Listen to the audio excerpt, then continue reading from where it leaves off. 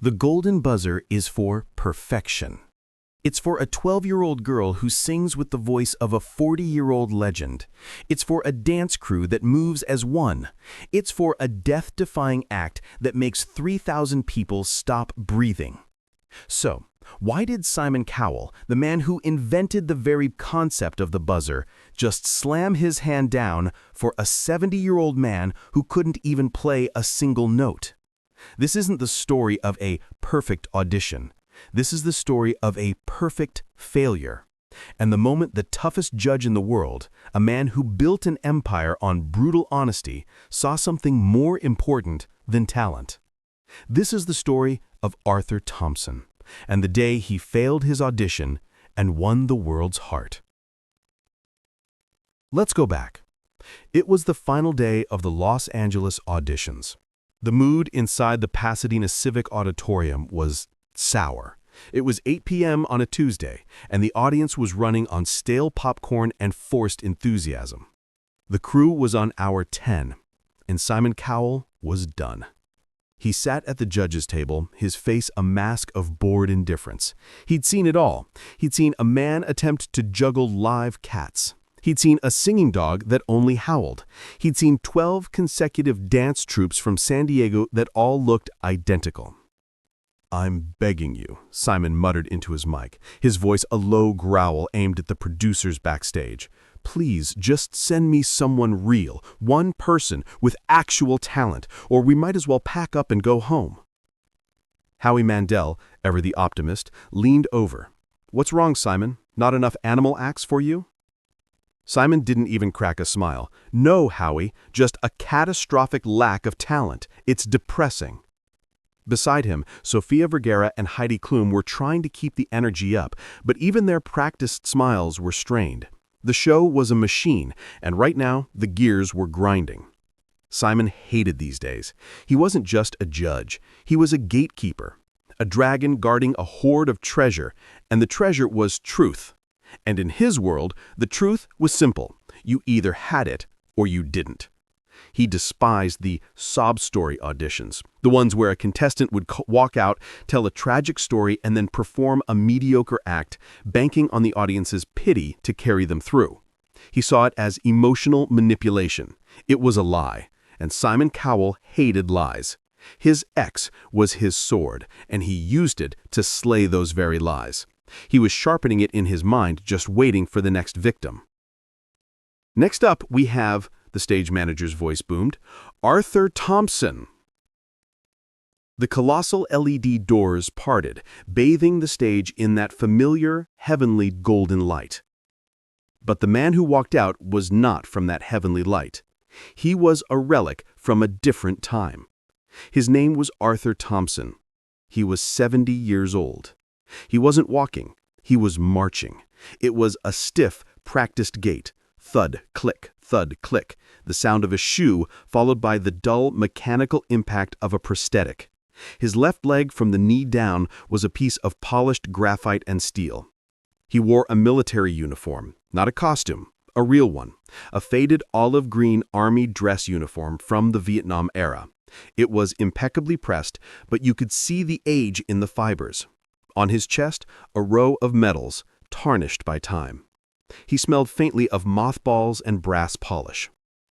He stopped on the center X, his back rigid, his chin up.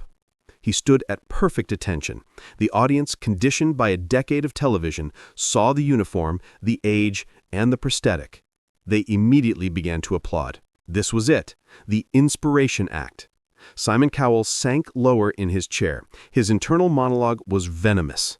"Oh, here we go. The uniform, the leg. Now he's going to sing God Bless America out of tune, the audience will cry, and I'm going to be the monster who boos a veteran. I am so bored." He was already reaching for his X. Terry Crews from his spot in the wings was uncharacteristically subdued. "Welcome to America's Got Talent, sir. It is an honor to have you on this stage." Arthur just gave a short, sharp nod. Sofia Vergara, her hand already on her heart, leaned into her mic. "Arthur, thank you for your service. What is your name and why are you here?" Arthur Thompson, ma'am, from Mobile, Alabama. I served in the 9th Infantry Division, Vietnam, 1969 to 1971. The entire studio fell silent. The polite, conditioned applause died. You could hear the hum of the camera bots. We lost a lot of good men, Arthur continued, his eyes not on the judges, but on a fixed point at the back of the dark theater.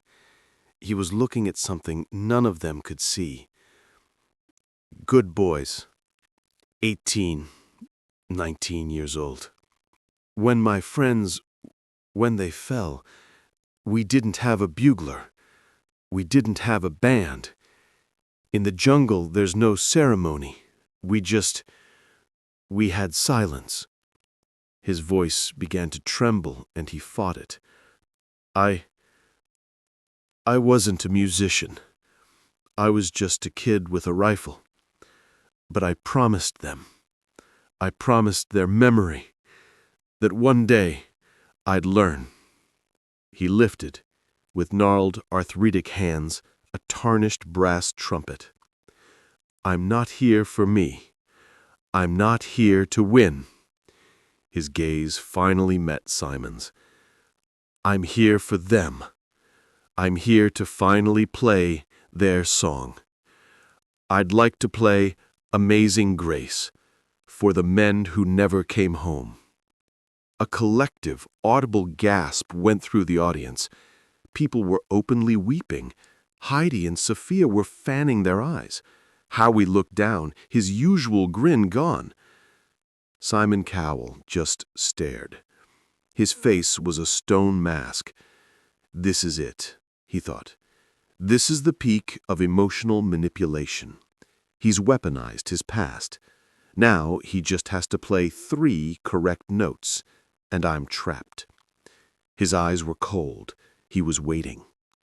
All right, Arthur, Simon said, his voice clipped, professional, almost cruel in its lack of emotion. The stage is yours. Arthur nodded. The entire multi-million-dollar production, the lights, the cameras, the 3,000 people, it all vanished. He closed his eyes. His 70-year-old hands, shaking slightly, gripped the trumpet. He brought the metal mouthpiece to his lips. His chest swelled, taking in a deep, ragged breath. This was the moment. 50 years in the making. He blew. The sound that came out was not music. It was a squeak, a high, thin, painful wail like air escaping a punctured, dying balloon. It was agonizingly flat, sharp, and then it died. The audience winced as one. You could feel the air suck out of the room. Howie Mandel's smile was gone, replaced with a mask of profound, horrified discomfort. Arthur's eyes flew open. Panic. He saw the judges' faces. He knew. He was ashamed. He took another, more desperate breath. He repositioned his lips, pressing the metal hard against them. He blew again, his face turning a deep, painful purple. Ska! It was worse. A cracked, strangled, hideous note. It was the sound of air, not music. It was the sound of utter, catastrophic failure. He tried a third time, his whole body shaking. Nothing. Just a breathless, hollow puff of air. His 70-year-old lungs, scarred by time, couldn't do it. His lips, not practiced enough, couldn't hold the embouchure. The trumpet, his instrument of honor, his tool of redemption, had betrayed him. He lowered the horn. His arms fell limply to his sides. The trumpet just hung from his fingers. I'm sorry. The microphone, painfully sensitive, picked it up and broadcast it to the entire theater. I'm so sorry. And then, in front of 3,000 people and an estimated 20 million watching at home, the 70-year-old soldier crumbled. He didn't faint. He collapsed. He fell straight to his knees, his prosthetic leg clattering against the stage with a sick, hollow thwack. He dropped the trumpet. It rolled away with a clatter, stopping near the edge of the stage. Arthur Thompson, the man who had survived the jungle, buried his face in his shaking hands and began to sob. This was not a quiet, dignified tear. This was a complete, emotional disintegration, the gut-wrenching, body-shaking sobs of a man whose 50-year-old promise, whose one final mission, had just died in front of the entire world. He hadn't just failed an audition. He had failed his friends. He had failed his honor. The studio froze. This was not in the script. This was not entertainment. This was a human being breaking apart, live on television. In the control room, the head producer was screaming into his headset, "Get to commercial, now! Get medics out there! Get a camera off him! Where is Terry?" Howie Mandel's hand shot out toward his red X. He couldn't take it. This was torture. This was the most uncomfortable moment of his career. "Stop." The voice was Simon Cowell's. It wasn't a request. It was a command. It boomed through the auditorium, amplified to the heavens. It silenced the audience whispers. It froze the producers. It froze Howie's hand inches above the buzzer. The medical team who had started to run from the wings stopped dead in their tracks. Simon Cowell stood up. He didn't look angry. He didn't look bored. He didn't even look sad. He looked broken. The mask was gone. The judge had left the building. He walked around the long, imposing judge's desk. He didn't run. He walked with a slow, deliberate, almost dangerous purpose. He stepped onto the stage, the spotlight automatically swiveling to follow him, bathing him in a circle of white. The audience was so quiet you could hear the click of his leather shoes on the wooden stage. He walked until he stood directly over the kneeling, weeping veteran. Arthur, hearing the footsteps, looked up, his face a mess of tears and profound, bottomless shame. "I'm sorry, sir," he wept, looking at Simon's expensive shoes. "I'm so sorry. I practiced. I promised." Simon didn't say anything. He just knelt. Simon Cowell, the multimillionaire, the kingmaker, the most powerful and feared man in entertainment, knelt on the dusty, confetti-strewn stage. He knelt, bringing himself eye to eye with the 70-year-old man. He reached out and put a hand on Arthur's trembling shoulder. His own microphone was off, but the sensitive boom mics hanging from the ceiling, the ones designed to capture every sound, caught the quiet intimacy of what happened next. "Arthur," Simon said, his voice thick, unrecognizable. "Look at me." Arthur, trembling, met his gaze. Simon's eyes were not cold. They were glistening. "You don't have to play a note," Simon said, his voice almost a whisper. "You don't have to apologize ever." "But I failed," Arthur choked out. "I failed them." "No," Simon said, his grip on the man's shoulder tightening. "You didn't fail. You came here. You stood on this stage. You wore that uniform. And you honored your friends more than any song ever could. You are not a failure. You, Arthur, you are an inspiration." Simon, still kneeling, looked over and saw the tarnished trumpet on the floor. He picked it up. He didn't hand it back. He just held it, looking at his own reflection in the dull brass. "This," Simon said, holding the instrument, "is just a piece of metal. What you did, standing here, trying, that was the performance." He looked back at Arthur. "Now, can you stand up for me, soldier?" Simon helped the old man to his feet. The audience, stunned into absolute silence, watched as Simon Cowell put his arm around the veteran and walked him back to the center of the stage. He handed the trumpet back to Arthur, who could only nod, his tears still flowing, but the sobs quieting. Simon turned and walked back to the judges' table. The other 3 judges were speechless. Howie looked like he had seen a ghost. Simon sat down. He picked up his microphone. The click of it turning on echoed through the hall. "Howie?" he said. Howie, looking shaken, just shook his head. Simon, I don't know what to say. It's a no for the act." "Shut up, Howie," Simon said. "It wasn't mean, it was blunt. Final. You're missing the point." He looked at Sophia and Heidi. They were both crying too hard to speak. Simon turned his full attention back to Arthur, who was standing there, defeated, trumpet in hand, waiting for the 4 X's that would send him home. "Arthur," Simon said, his voice projecting through the hall, strong and clear. "We have a rule on this show. It's called the Golden Buzzer. It's a special button. It's for an act that is so good, so perfect, that it deserves to go straight to the live shows, bypassing all other rounds." He paused, his eyes scanning the auditorium, then landing back on Arthur. "As you said, you didn't play the song."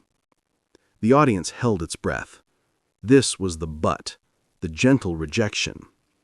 "And I'm supposed to judge the talent," Simon continued, his voice lowering. "And by the rules, the talent wasn't there today." He looked at Arthur, and his entire face softened into something no one on television had ever seen. "But the rules don't account for this. They don't account for men like you. They don't account for honor, and they don't account for a 50-year-old promise." Simon Cowell stood up. The camera zoomed in on his face. "I am probably going to be in a lot of trouble for this. Because I'm not supposed to do this. I'm breaking the rules." He looked past Arthur, to the back of the hall, as if he were speaking to the men the veteran had lost. "This is not for the act. This is for your life. This is for your friends. And this," he said, his voice rising, "is for every single person who understands the word honor truly means."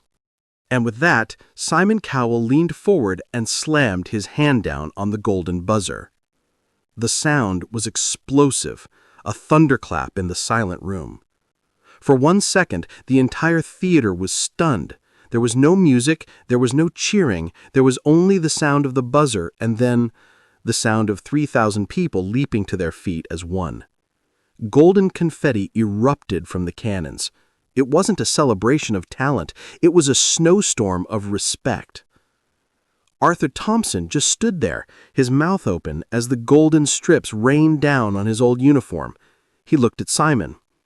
Simon simply nodded at him, his own eyes glistening, and clapped, slowly. The other judges, realizing what had just happened, rose to their feet, clapping through their tears. Howie, his face a mask of stunned respect, walked over and embraced Simon in a hug. Terry Crews came running out from the wings, tears streaming down his face, and wrapped the 70-year-old veteran in a bone-crushing hug. "You did it, Arthur! You did it!" he cried. "But I didn't play—" Terry pulled back, holding him by the shoulders. "Man," he said, his voice thick with emotion, "you did more than play. You showed us how to be a man. You showed us what it's all about." That night, the show changed. The producers in the control room were silent. They didn't argue. The network didn't complain. Because they, like Simon, understood that what had just happened was bigger than a rule book.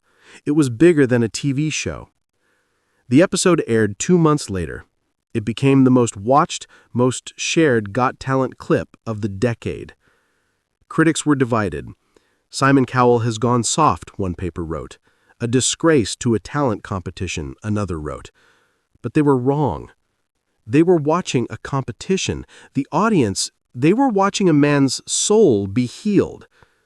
What happened next was the real story. Arthur Thompson didn't win America's Got Talent. He was quietly, respectfully eliminated in the live shows after giving a heartfelt speech. But that didn't matter. His mission was complete. The week after his audition aired, his phone began to ring. It was the families. The children and grandchildren of the men he had served with. The men he had made the promise to. "We saw you, Arthur," said the daughter of his fallen sergeant. "My father, he would have been so proud. You kept your promise. You played their song." He hadn't played a note, but he had played the song. In an interview a month later, a journalist asked Simon about the moment. "You broke your own rules, Simon. Why? It wasn't talent." Simon looked at the reporter, his usual sarcastic armor gone. "I have spent my life judging people's ability, their voices, their acts. I was very good at it. But that day, I judged someone's character. And it's the most important yes I have ever given. The show isn't called America's Got Perfection. It's America's Got Talent. And sometimes the greatest talent a person can have is honor." That night, the music failed. The audition stopped. The performance was, by every technical measure, a disaster. But for the first time, compassion got the golden buzzer.